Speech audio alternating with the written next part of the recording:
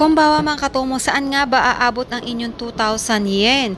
I-convert natin sa peso ay inaabot ito ng 743 pesos.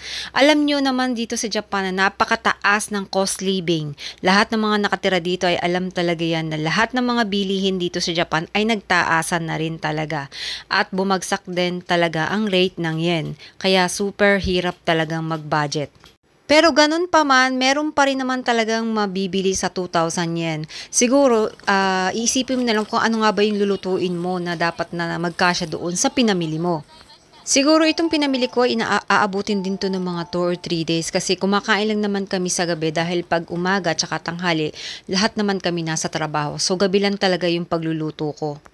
At para talaga makatipid din kayo, pumunta kayo sa ibang store na discount store kasi marami rin naman dito talaga dito sa Japan na makakabili ka ng mga murang pagkain.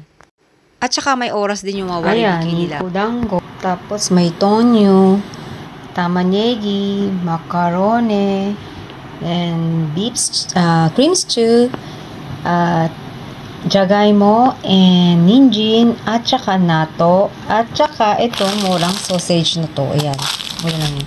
Tapos na yung kalabasa, ayan, 120 yen. Ayan, tapos miyashi. Ay, ang daming tofu kasi favorite ko yung tofu na yan. Ito, gusto ko talaga tong lutuin kasi gusto ko magpakpit. Yan lang, tingnan nyo, diba? Niseng yan na yan, nakakatuwa. Kayo, anong challenge nyo?